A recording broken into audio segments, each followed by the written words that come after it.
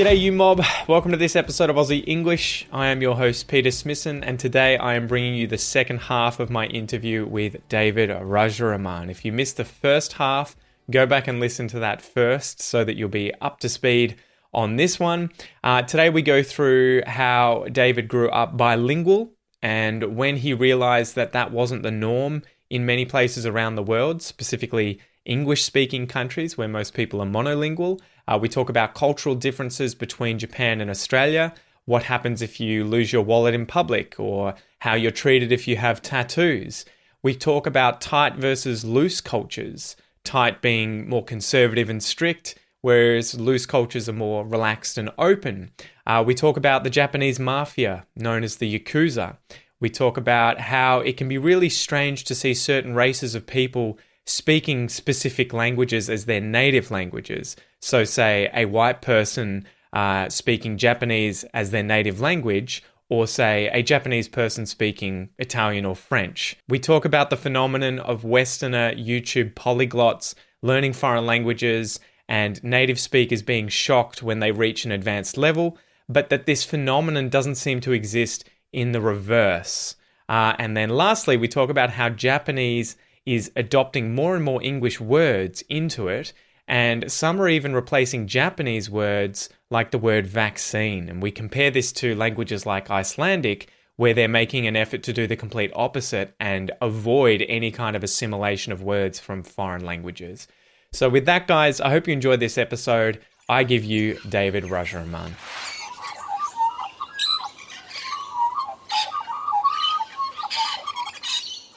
I will, man. There's a pretty big Brazilian community around here, around where I live. I think there's a lot of them who kind of live near the Toyota factories, and then there's this other area where there's like a big kind of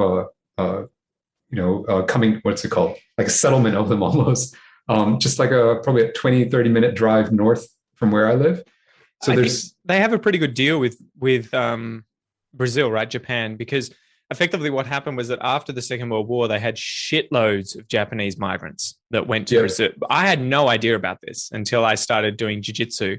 And I remember meeting one of the guys there and I was like, what the fuck? You look Japanese and you're speaking Portuguese to my coach. And he was like, yeah, I'm Brazilian. And I was just like, does not compute. Like, I remember it. This is one of those things that, again, for anyone listening who doesn't really understand the context here, I'm being very playful. I have nothing against, Japanese people or Brazilian people of different races, but it was one of these things when I grew up, you become very, very accustomed to in Australia, the Asians that you meet speak an Asian language, or they speak English, and so when you suddenly meet Asian people of the Asian race an Asian race that speak another European language, it just is so weird. I remember seeing an old Japanese actor from the US speaking French in a film once and just being like, my mind is going to explode. Like I have probably seen two people in my life who were Japanese who could speak French. It is just such a weird combination. So I remember just having that moment with the Brazilian guy, but then learning about it. Okay, so I think Brazil is actually the country that has the most Japanese people in it outside of Japan. And so they have a deal with Japan where they can send their children back to learn Japanese and learn the culture and everything like that, which I think is really beautiful. But yeah, I remember I was watching a few of these docos about Brazil and the police, and you just have Asian dudes all over the place with really deep voices speaking in Portuguese, like, eu tô fazendo hoje, vamos fazer isso. And you're just like, it just does not look, it's just so weird. It's just so weird getting used to that. So yeah, I don't know. Have you met any people of other races in Japan who speak Japanese as their native language? And you just like that. I feel like that would be a very weird thing too, right? Yeah, dude. Like, this is my first time in Japan. It had been like about 8 months or so at the time since I moved, and I met this Australian dude who's full white, right? And he looked Australian. He walked Australian. He's the guy. had like this translucent Australian flag hovering above his head. Mm-hmm. And the moment he opened his mouth, like we were on this boat going to an island for like this beach party sort of thing in the summer.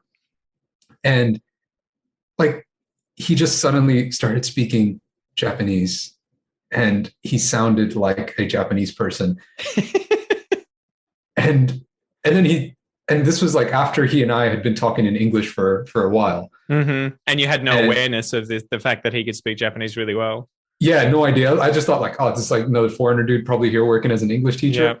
Yeah. And I digged a little deeper. I was like, dude, how do you speak Japanese so well? And he's like, God, I grew up here. And I was like, well, you grew up here? And I was like, why'd you grow up here? Which is not the sort of question you normally ask someone. But that's all that came out at the time. And when it's such an uncommon experience that you were just like inherently curious, right? You're like, what? Yeah.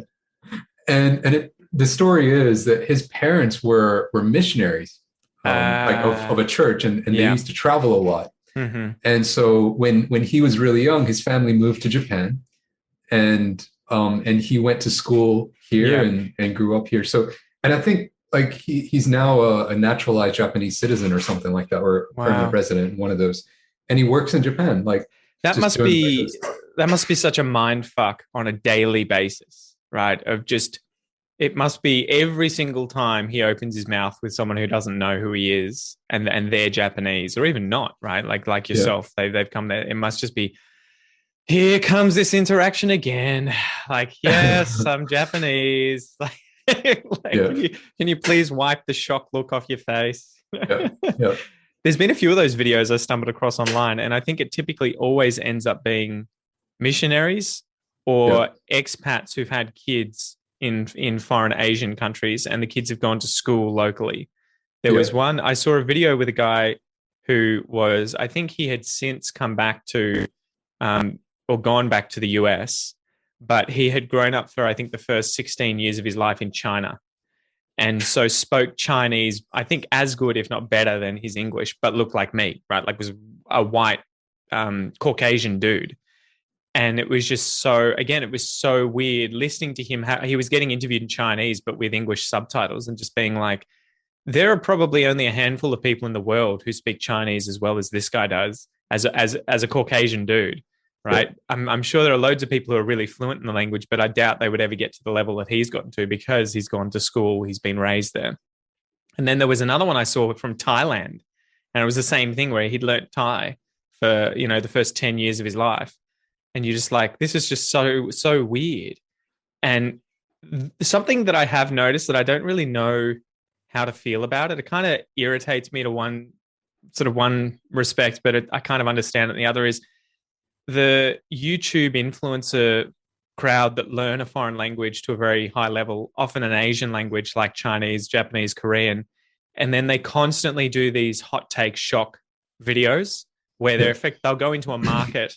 And Matt versus Japan is a good example. If you want to see someone who's apparently, again, I can't really gauge his Japanese, you'll probably know better than me, but he's renowned for having studied Japanese and he lived there for a very long time, and to speak it at a near native level. I don't know if you'd ever say native, but very, very, very well. So much so that he constantly tricks people when he's sneaks up behind them and will be, using Japanese, and they turn around and they'll be like, "Muh!" Like, there's a white guy here. Where did the Japanese dude go?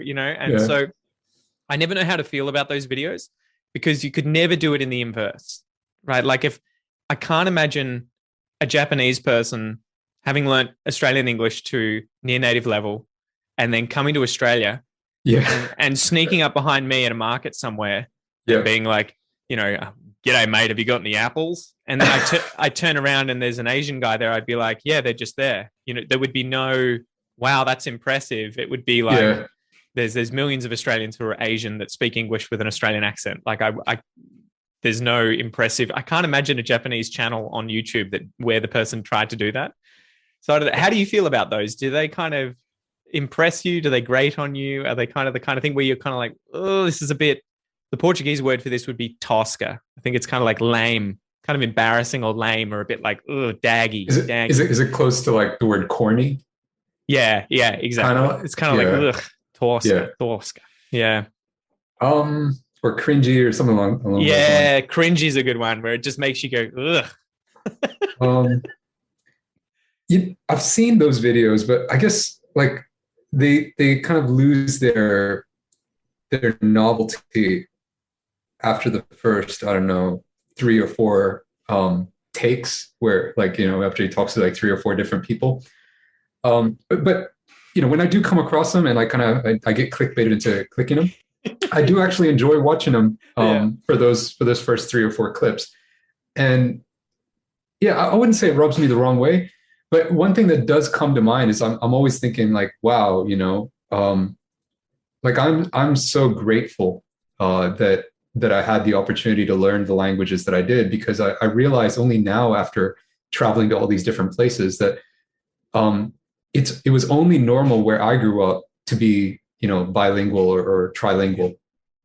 In most of the world, it's actually not normal. And I think probably one of the first assumptions that got broken when I first came to Japan is English is not as international a language as I thought it was. As in, they need to learn other languages that are as important or more important than English? No. I mean, like, with English, like we often even say this as a marketing kind of line or tactic when we're selling English courses, even here in Japan. It's like, hey, English is this international language. If you learn this language, you can communicate almost anywhere in the world, right? You can go anywhere in the world and still be understood, even where English is not the official language.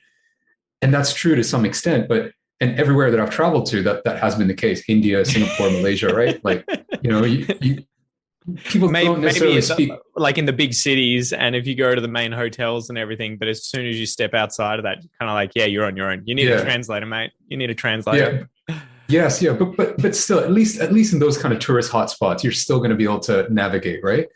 And that's not the case here in Japan. First time I came to Japan, and I just assumed that even that people at airports and banks and places like that would be able to speak some English, or at least communication level English. And no, like, I just got blank looks when I tried to communicate with them in English. This guy's Japanese is so bad. Yeah. So, and absolutely, like, I think if the roles are switched, if it was like this non-Caucasian looking dude who's trying to prank somebody in an English speaking country, it just wouldn't work. Yeah, I never know whether to think it reflects positively on the West or on Western countries like that, because it obviously goes to show this is not a surprise. This is totally the norm of having people of all different races and backgrounds and languages that speak English or have grown up here. But also, does it say something about other countries where it's kind of like it's still not the norm for non-natives to be learning and speaking that language, which is, almost sad in a way. You would almost hope that every single country would have a significant number of people interested in going there and learning the country, learning the culture, learning the language, everything like that, right?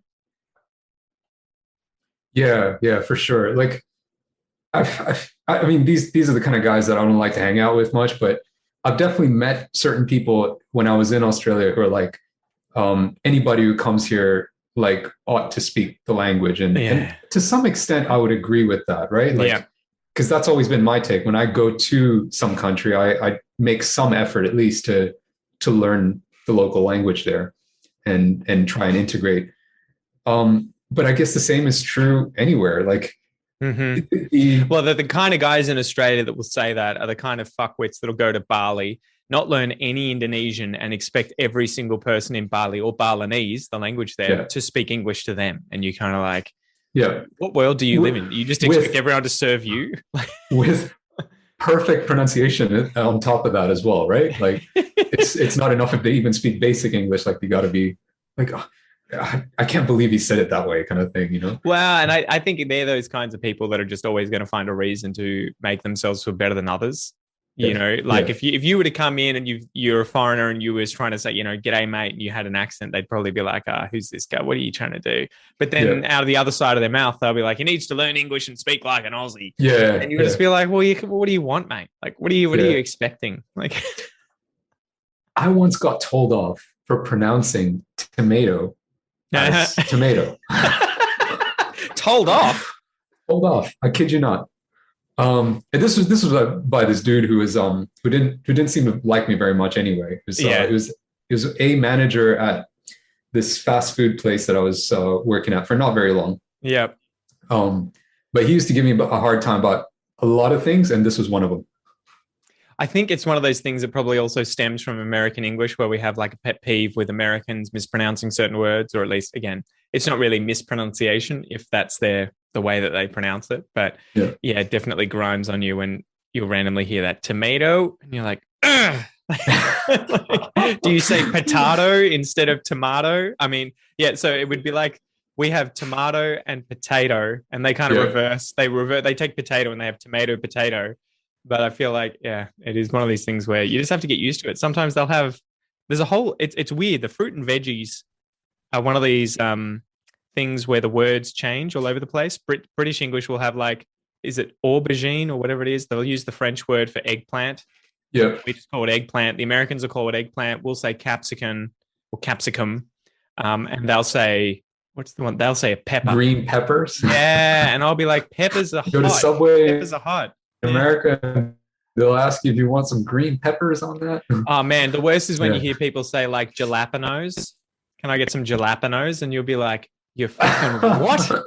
It's so funny how you get used to saying it with the Spanish pronunciation. So jalapenos or jalapenos, I think would be the way you would say it. But some people will just read it phonetically and be like, I'll have some jalapenos. And you just be like, mate, you are so uncultured. Jesus. So bringing it back to Japan, what do you think Japanese people or culture get right? Do you feel like there are some big things there where you're just like, God damn, I wish the rest of the world would do this? Honesty and integrity. I think they get that right. You can lose anything. You misplace any kind of valuable necklace, phone, wallet. You'll get it back in one piece if it's a wallet with all your cards and your money in it. Yeah. And it's incredible to me. And I'm not talking about the fact that it'll just be left wherever it was that you dropped it. Whoever finds it will go out of their way to take it to the nearest kind of police box, or they'll put it like up on a wall or on a shelf or something, where when you come back looking for it, you'll definitely see it. I think that's kind of a 50-50 thing in Australia. I've had those moments where you would see, someone's dropped a wallet and you would, return it to them or give it to someone. But I have a feeling, I don't know, maybe personally, but maybe broadly speaking, if someone dropped a wallet and there was hundreds of dollars in it, it's the kind of thing where I think they'll probably get the wallet back, but the money would have conveniently disappeared. Yeah. So it's happened to me a few times. And I like, and hey, you know what? I'll be honest. Like, I'm one of those guys where if I did find a wallet on the ground, like I used to be that guy who would kind of see if, definitely first of all, open it up. Yeah. And I would see if I could find like an identification document or something. And if I can't, I'll just keep it. And heck, I even have a wallet here in this room somewhere that I found when I was a school student at my school. Yeah. This is way back in Brunei. This is like 15 years ago. I still have it. It's a wallet that I found, I picked up. You're still looking for the guy. And you were just like, yo, I'm just picking it up. I'll keep walking around until I find him. But, in the meantime. and I just decided to keep it, But I think now, being in this culture, having been somebody who's lost things and found it back in one piece, I was at McDonald's about a month ago. There's the fat, chunky wallet, definitely stuffed with cards and probably some cash. I didn't even bother to open it up. Mm-hmm. It was just kind of left on the counter right where I was sitting. And at first I thought, maybe the person's just gone off to the toilet or gone to place their order and they just left it there to save their seat, which is a dumb thing to do, but still. And I just kind of like waited. I looked around and it didn't seem like anyone was there, so I picked it up, went to the counter, and I just gave it to the staff and I said, "Hey, look, I think somebody forgot this." I don't think I would have done that if I hadn't, experienced being on the receiving end of that kind of kindness and honesty here in Japan. What do you think that stems from? Like, because it is really interesting when you look at the different Asian cultures and how different they can be, not just from the West, but from each other. Like Chinese culture is very different from Japanese culture. And that has, at least from my understanding as an outsider, a very, very deep, long history of just the way that their cultures have evolved. But with Japanese culture, what do you think that stems from? Is that like something that's just been around for thousands of years and it's just a remnant that has just, held up the entire time, or is it a more recent thing? I do think it's a remnant of something that's been around a really long time. And there's a video that I saw. There's this channel, by the way, that I'd highly recommend checking out. You might already know this guy. Yeah, shoot. It's this Japanese guy who speaks really good English. And what's the name of it? I can't remember now. So you're just typing into Google Japanese guy who speaks really good English YouTube channel. Are you watching my screen or something, man? That's the kind of thing I would type in. It's so funny how Google's so good at that now, where you'll just type in the keywords and phrases and then bam, the first thing that comes up, you're like, damn, nailed it. Google knows. Yeah. I'm going to send it to you in a link later, but it's this guy. He just does this like kind of talking head videos where he talks about Japanese culture, Japanese history. And he goes into real detail into how things that happened a long time ago, like when there were samurais and stuff like that. Yeah, how that's influenced some of the cultural norms of today's Japan. What's the name of the ritual or cultural practice where Japanese soldiers would kill themselves if they failed? Was that seppuku? It's got a couple of different names. One is seppuku, and then the other one is harakiri, which literally means the cutting of the stomach. Yeah, because that always fascinated me growing up, learning about that. And that seems like the pathological side of honor and integrity, right? Where you are literally unwilling to live with shame of having made a mistake, right? And so that you need to pay the ultimate price for a mistake that's happened. And I mean, I'm sure it's much more complicated than I'm, laying it out to be, but it seems like at times Japanese culture seems to have that if you fail, it is like the biggest dishonor on you imaginable. And that almost feels like a kind of, from the outside world, a bit of a toxic kind of belief system to that extent where it's kind of like you should be able to make mistakes and be forgiven, right? Yeah, for sure. I just found the guy's channel. His name is Shogo. Shogo. And the name of his channel is Let's Ask Shogo. Okay. And he's got this it's a huge channel, but he's got this one playlist titled Social Problems in Japan. Yeah, okay. And he's got this series of videos on how he talks about the certain social problems in Japan, and then he tries to kind of link them back to things that have kind of trickled down from Japan's history and the culture many hundreds of years ago. Yeah, far out. You're going to send me on a deep dive. I think I'll probably end up binge watching this guy's channel. It always fascinates me, those sorts of things. Another one would be like tattoos, right? I think it's potentially the tide is changing and the younger generations are getting more and more accepting of people because of Westerners. They're probably seeing TV shows where Westerners are covered in Japanese tattoos. But it is interesting that for so long, I think this was something that was just the, what are they called again? It's not the triads. The, what's the name of the Japanese mafia? I've had a brain fart. The Yakuza. The Yakuza, yeah, they're the ones that would have the tattoos, right? And so anyone who had a tattoo would be associated with them, whether or not they were actually Yakuza, and it would be a big no-no. Yeah. So, yeah, is that changing? Do you notice people with tattoos more and more in Japanese culture, or are they almost always foreigners that have come over and they, It depends where you go. Yeah. So, like Japan has certain cities or parts of cities where you could kind of see them as the equivalents of what are called the ghettos in the US, where there's higher gang activity, where there are more broken families and that sort of thing. And kids that grow up there tend to kind of get into that lifestyle themselves. And so a lot of them, obviously, they'd have tattoos, whether or not they've actually gone into that lifestyle completely. Yeah. I mean, even if they haven't, straight on joined the Yakuza themselves, just growing up in that environment, they'd be much like, I imagine that tattoos would be a lot more normal to them. Yeah. And so they'd get into that. And then there's also like music artists who are like, Japanese hip hop artists and people. And I think tattoos and hip hop music tend to kind of go together. And that sort of thing. So you'll definitely see tattoos kind of being more prominent in those circles. But other than that, I think even now, the gym that I'm a member at, all the hotels that I've been to, the public baths, they have signs where they explicitly say they will not admit anyone who has tattoos on. Is the main reason for that people who would be going would feel uncomfortable around those people? I think so. Is it also somewhat a way of them excluding people from lower classes by doing that?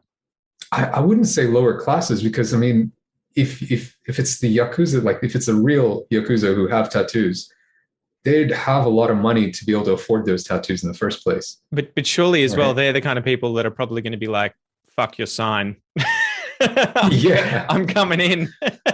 No, I mean, I think the police have started to become a lot probably more willing to take action against the Yakuza in recent years. So I like it's illegal to be like, how do I put it? If you're known to be a member of a criminal group, you basically just can't do normal life in Japan. Like you can't rent an apartment, you can't even open a bank account. There's a lot of things you can't do. Wouldn't that just push you even further into it? Yeah, I imagine it would. So yeah, it's and for people who've kind of left that lifestyle and kind of tried to turn a new leaf, they would resort to basically living their entire lives in cash, because they still wouldn't be able to have bank accounts. So really far out, you get even blocked from all those things. So is that just from having a criminal record though? You would have to have been caught doing something, or do they just look at you and they're like, nah, you're part of the Yakuza. We've decided, boom, you're written down. It's probably like a combination of those. Like, I think if you're marked permanently with tattoos all over your body and even your face in some cases, I think you're not going to have tattoos anywhere visible if you're wearing long sleeved shirts and stuff. If it's like a proper Yakuza tattoo. But let's say if you're, I don't know, like you're into hip hop and you decide to get a face tattoo, which is a pretty dumb idea. If you're planning to have a normal life in Japan, but let's say you did, right? Like you're not going to have a bank account. So do you see many Yakuza members walking around the streets? Is that a big stereotype from films where that happens, or is it just you never see them around? I think it is. I think it's impossible to really identify them. Yeah, because like the way to identify them for sure would be the specific style of tattoos that they have. The bodysuits and everything, right? Yeah, it's like the bodysuit tattoo, and they'd always be hidden if they're wearing normal clothes. Yeah. And long sleeves. So you're not going to be able to tell. But there was, I think, one time when I was at this rest stop. It's kind of like a circle on the side of the highway, the equivalent of that in Australia. Yeah. And I was in that rest stop, and they usually have a little souvenir outlet. And I was there with my wife, and the dude next to me who was looking at the souvenirs, he seemed to have, he was wearing a sleeveless t-shirt, and he had what appeared to be a Yakuza style tattoo. Now I don't know for sure if he was a member of it or if he just thought it looked cool. Suddenly you start a conversation with him and he's got an American accent. He's like, "Oh no, mate, I just got this tattoo sleeve." But yeah, I mean, he was there with what seemed to be his wife and his kids. So I don't know, like maybe he was a former member, or he's currently a member, or he's just thinks it looks cool. I don't know. What would happen if you were to ask him, "Are you in the Yakuza?" If he wasn't, he would probably take offense at that. If he was, he'd probably just be friendly about it. I don't know. Ah, really? Yeah. Yeah. Or I don't know, maybe he wouldn't want me to bring attention to it, but then again, he's got his tattoo out for everyone to see. So I don't know. No Yeah. idea. See, these are the kinds of things that if I was in Japan, I would have no idea about the cultural sensitivities around. I would just be like, "Hey, man, Yakuza," you know. And Pete didn't come back to Australia. Yeah. I was at the very least tempted to say nice tattoo. Yeah. Because I do. You open the door. You open the door to the conversation. Well, you know that I'm in the Yakuza, so that's why. I mean, I've always wanted a tattoo of my own. I don't have any. Yeah. But when I was growing up, I was always thinking to myself, man, when I become an adult and I'm independent, I want to get a tattoo. Just because I used to think it looked cool.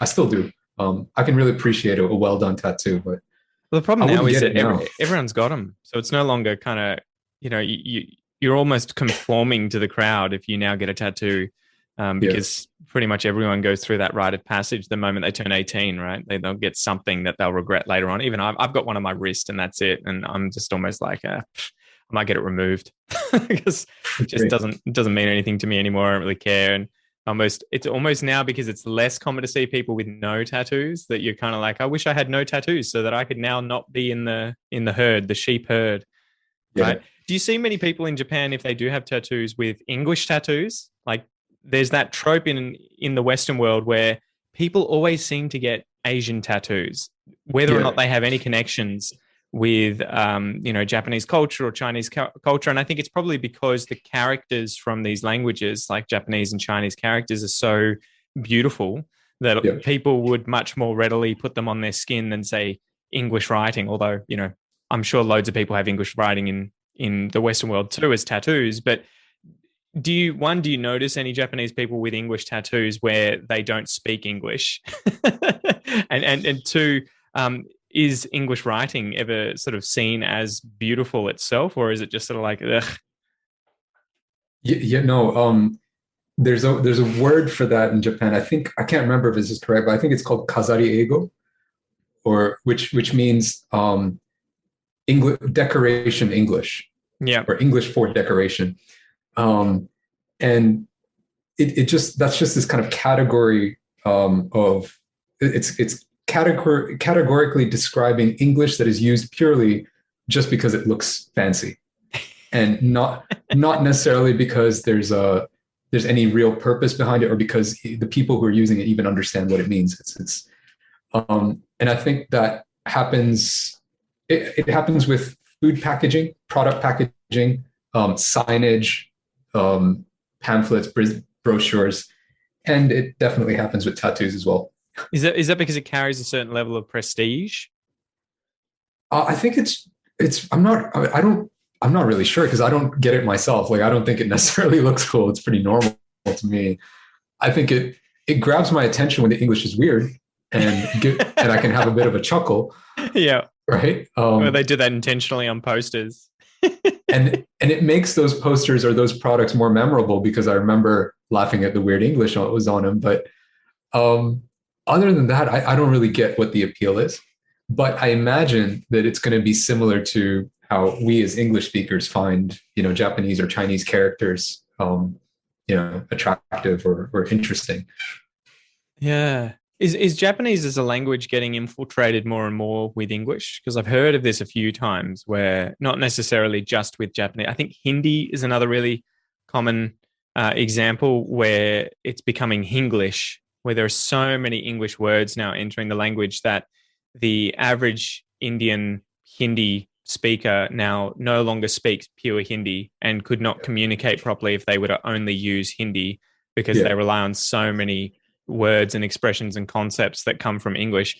I've heard that that's happening in Japanese as well, where I don't know if it's like all new things get the English word just comes over and gets given Japanese pronunciation, or if it's becoming trendy to just use English in certain contexts and certain expressions. What's it kind of like on the ground there in Japan for you, who's learnt Japanese as a foreign language? I think the perfect example of that has been like the words that are being used in regard when discussing anything related to COVID. Ah, of course. So words like social distance, vaccine, there are equivalent terms for this in Japanese. Yeah. That mean exactly the same thing, but they're just very rarely used. Instead, we often hear, even in the news, we hear social distance and vaccine or vaccine, right? Yeah. Which is, the word vaccine that's being pronounced with the Japanese way, because when you spell it out in Japanese, that's how you'd have to write it. Yeah. And I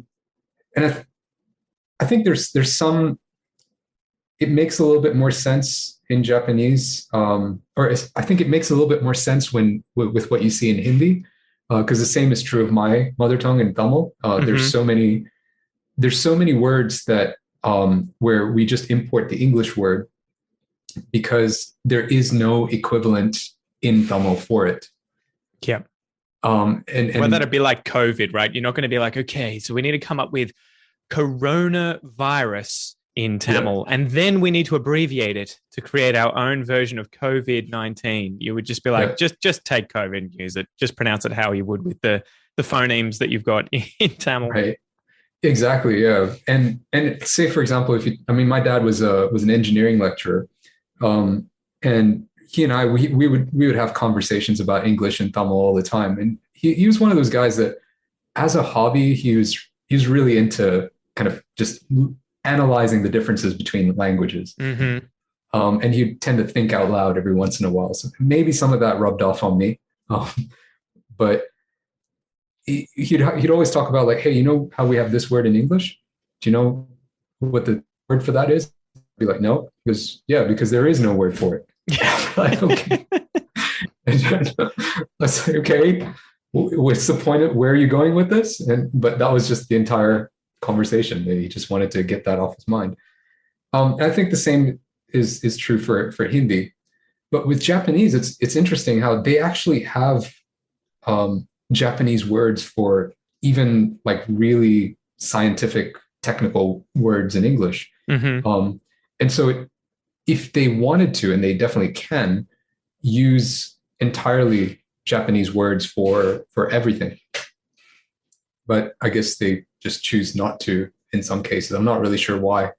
Well, that is what interests me so much, right? Because I was learning a little bit of Icelandic back in the day, just because I had a really deep interest in the closest language that's still spoken, that is what the Vikings used to speak, right? So Old Norse was the language, and that later became Swedish, Norwegian, Danish, and Icelandic. But Icelandic maintains a lot of the complexity and the grammar that Old Norse had, whereas Swedish, Danish, and Norwegian has become much easier.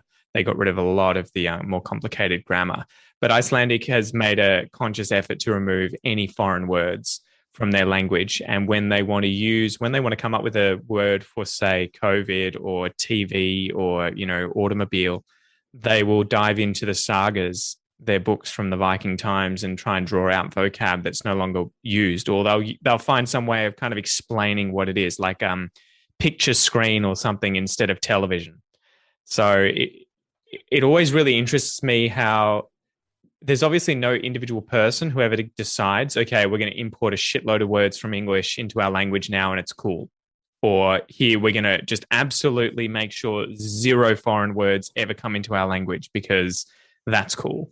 So it is almost, it's just really fascinating to work out what the kind of social agreement is and becomes, and why some languages like obviously Japanese and Hindi find it really appealing, whatever the reason is for using foreign words, and they'll then end up down this sort of slippery slope and just keep bringing them in. And I imagine it's typically nouns that they're going to be just importing shitloads of words for. It's probably not going to replace things like verbs or grammar, more complicated grammar. But as someone who likes learning foreign languages, it's almost something I really don't want to encounter. Like, I hate when I'll be speaking Portuguese and I'll be like, Kel, how do I say milkshake? And she'll just be like, milkshake.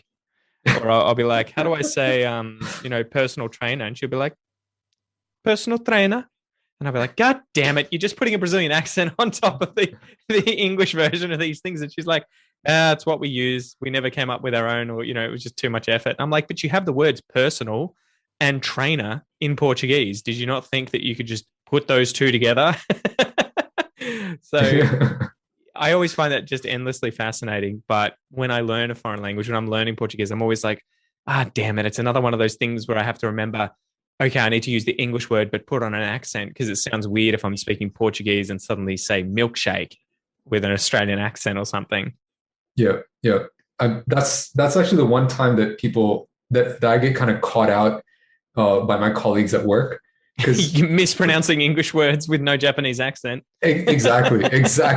Like I often get like complimented on my Japanese, and more so recently, like when I was doing this kind of phone interview sort of thing, the dude who did the interview, he was like, "So how long have you been in Japan?" And when I told him, like he didn't believe me. He thought that I'd actually been here for much longer, and he just said, like, your Japanese sounds really good, and I thanked him for it, right? But when I'm at work, and like when I say, I can't remember what it was, but I said something the other day, and like my boss, he was straight away, he just started like teasing me by imitating my accent, which is saying the English word the normal English way, right? And and he was like trying to mimic the way I pronounced it, and you're just like, no, mate, you're mispronouncing it. This is this was originally English. You're the one mispronouncing it, and he's like, no, you are.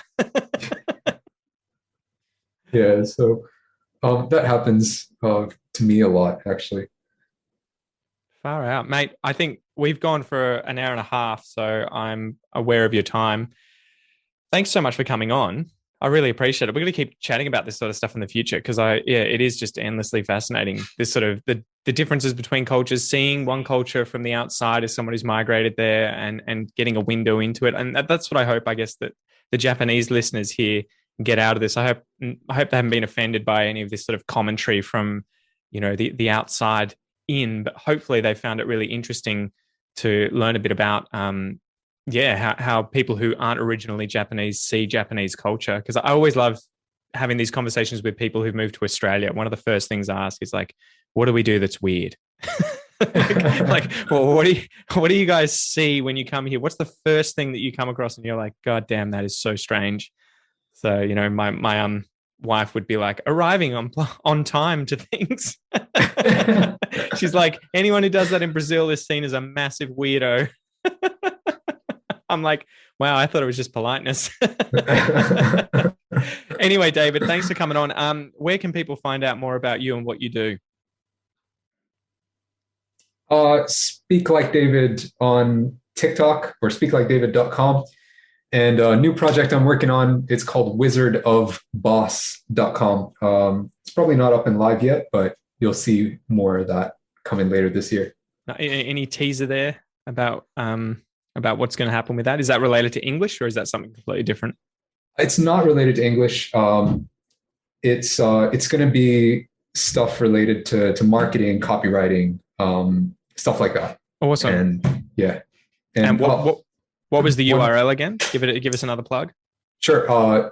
Wizardofboss.com. It's like Wizard of Oz, but it's a play on words. Gotcha. Wizardofboss.com. And for what I'm doing right now with cars and my motorbike, I'm on YouTube, Tack on Red. Man, you're an animal. How do you find time for all this? I don't. The truth. Awesome, dude. Well, thank you so much. And I'm looking forward to chatting to you again about this stuff in the future. Yep. Thank you so much for having me, Pete. You have a great day. Great week.